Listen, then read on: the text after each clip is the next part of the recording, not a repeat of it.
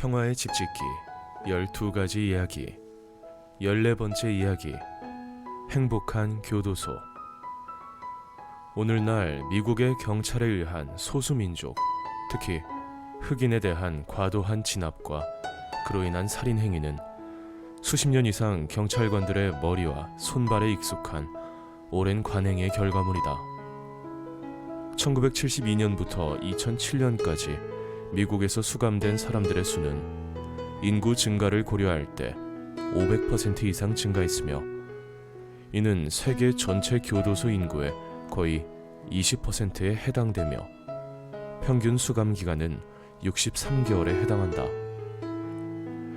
미국의 교도소는 모두 긴 복도와 새 창살, 엄격한 교도관이 통제하고 있는 짐승우리 같은 환경이다. 지역 사회의 질서를 유지하고 지역 공동체의 평화를 지키기 위해 더 많은 사람들을 감옥에 넣음으로써 범죄율을 줄이려고 예방했지만 결과적으로는 미국 교도소는 더 뛰어난 사기꾼을 양산하는 값비싼 범죄자 훈련장으로 타락해버렸다. 사소한 범죄를 저지른 사람들이 험악한 교도소에서 더 흉악한 범죄를 저지른 사람들과 살면서 그들의 영향으로 범죄를 학습하게 되고 출소 이후에 더 흉악한 범죄를 저지르는 악순환을 겪는다. 깨진 유리창 이론으로 유명한 제임스 큐 윌슨은 오늘날 미국의 사법제도를 만든 하버드 대학의 정치학 교수이다. 건물의 깨진 유리창을 수리하지 않은 채 방치하면 곧이어 나머지 유리창도 모두 깨질 것이다 라는 이론이다. 깨진 유리창 한 장은 질서가 유지되지 않는다는 메시지가 되어 불법 거주자와 마약 중독자를 모이게 하여 공공기물 파손을 포함한 심각한 범죄를 야기할 것이라는 논리이다. 미국이 사소한 위반 행위를 하는 시민도 과격하게 체포하여 삼엄한 감옥에 쳐넣어 무자비하게 다스림으로써 범법 행위를 줄이고자 하였으나 그 결과는 정반대의 방향으로 진행되어 수감자는 해가 갈수록 늘기만 했다. 무엇이 잘못되었는가? 깨진 유리창 이론은 이론이었을 뿐인가? 아니면 깨진 유리창 이론을 잘못 실행한 것인가? 인간을 무자비하게 다루어 다시는 사소한 위반 행위까지 하지 못하게 했는데 사람들은 겁을 내지 않고 위반 행위를 더 자주 하게 되었는가? 아니면 위반 행위에 대한 벌을 받은 사람들이 감옥에서 서로 나쁜 것을 배우면서 더 큰 범죄자로 양산되었는가? 아마도 후자의 설명이 더 납득이 간다고 볼 수 있다. 사람이 굳이 피해를 보면서 위반 행위를 선호하지는 않기 마련이니까. 대서양 너머 스칸디나비아 반도에는 깨진 유리창 이론과는 정반대의 실험이 실행되고 있었다. 노르웨이의 오슬로 남쪽으로 96km 떨어진 할렌 교도소는 자작나무와 소나무 숲 그리고 오솔길이 얽혀있는 완만한 구릉지에 자리 잡고 있다.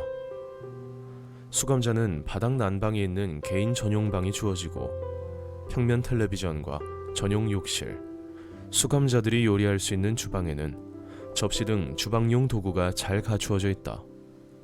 도서관, 암벽 등반 연습용 벽, 음악 스튜디오도 있다. 할렌 교도소는 약 250명의 마약 밀매범, 성범죄자, 살인범이 수감되어 있는 높은 철창으로 둘러싼 경비가 삼엄한 교도소이다. 노르웨이의 바스테위 섬에는 마지막 형량이 끝나기를 기다리는 중범죄자 115명이 수감되어 있다. 이 교도소에는 교회와 식료품점, 도서관, 영화관, 일광욕 베드 및 스키 슬로프가 있어 고급 리조트처럼 보인다. 수감자들은 공동체를 운영하기 위해 쟁기질을 하고 씨앗을 심고 가꾸고 수확하여 요리할 뿐 아니라 나무를 베어 목공일을 하면서 지낸다. 교도관들은 유니폼을 입지 않고 수감자와 같은 식탁에 앉아 식사를 한다. 교도관들은 2년의 훈련 프로그램을 이수하는데 수감자와 친구가 되는 것이 그들을 하대하고 모욕하는 것보다 더 낫다고 배운다. 2018년 노르웨이와 미국의 학자들이 연구한 바에 의하면 할렌과 바스테위 교도소에 수감되었던 수감자들의 재범률은 지역사회 봉사를 선고하거나 벌금형에 처해진 범죄자들과 비교할 때 거의 50%가 낮았으며 일자리를 얻을 가능성이 40%나 더 높았다. 미국의 경우 수감자의 60%가 2년 뒤에 다시 교도소로 들어가지만 노르웨이의 바스테이는 16%에 불과하다. 행복한 교도소 방식은 미국의 가혹한 교도소 방식과 비교할 때 엄청나게 비싸지 않을까? 경제학자들이 비용 편익 분석을 하였는데 노르웨이 교도소의 수용 비용은 유죄 판결 건당 평균 6만 151달러로 미국의 약 2배에 해당한다. 그러나 전과자들의 범죄 횟수가 줄어서 노르웨이 법 집행기관은 한 건당 7만 1226달러를 절약할 수 있고 그들이 일자리를 구해서 정부에 세금을 납부한 금액은 6만 7천여 달러이므로 노르웨이 정부는 약 7만 달러의 편익이 발생하게 된다. 이외에도 범죄 희생자 수가 줄고 그로 인한 지역사회의 안정과 평화가 지켜지므로 그 가치는 돈으로 환산할 수 없다. 바스테위의 소장인 톰 에버하르트는 사람들을 쓰레기처럼 대하면 그들은 쓰레기가 될 것이다. 인간처럼 대하면 그들은 인간처럼 행동할 것이다 라고 말하였다. 우리가 상대방을 어떻게 대하는가에 따라 상대방의 태도와 행동이 달라진다는 것이 노르웨이의 수감자들뿐 아니라 세상의 많은 수감자들이 이미 보여주었다. 국내법이든 국제법이든 엄격한 법 규정을 적용하는 것이 범죄를 줄일 수 있는지 혹은 인간적인 대우를 통하여 범죄 자체를 예방할 수 있는가의 문제는 오랜 역사를 통해 논쟁되어 왔다.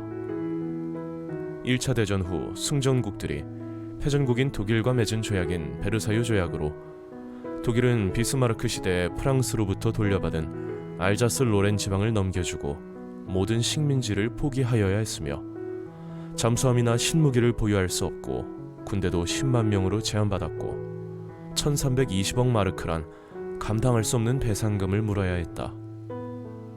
이처럼 가혹한 조약은 독일인들로 하여금 히틀러 정권에 힘을 실어주는 효과를 가져왔고 결국 2차 대전을 일으키게 한 원인이 되었음을 우리는 역사를 통하여 배울 수 있다. 한반도에 관심 있는 독자는 북미 간의 대화와 협상을 돌이켜볼 수 있다. 북한에 대한 가혹한 경제 제재가 북한의 태도와 행동을 바꿀 수 있는가? 쥐가 궁하면 고양이도 문다는 속담이 있듯이 한 인간도 가혹하게 대하면 더욱더 살아남기 위해 노력을 하는데 한 국가인 북한을 지나치게 제재하는 것이 효과가 있을 것인가? 이제 우리는 지역사회와 국제관계를 통하여 평화의 문화를 만들기 위하여 효과적이지 못한 벌칙과 제재를 던지고 인간답게 대우하기 위해 무엇을 할 수 있는가? 라는 질문에 대한 답을 하여야 할 때이다. 평화의 집짓기 12가지 이야기에서 14번째 이야기 행복한 교도소에 대해 이야기해드렸습니다. 다음 시간에는 15번째 이야기 우주의 마음에 대하여 이야기해드리겠습니다. 오늘은 한반도를 평화로운 곳으로 만들기 위해 효과적이지 못했던 북한에 대한 제재에 대하여 다시 생각해보면 좋겠습니다.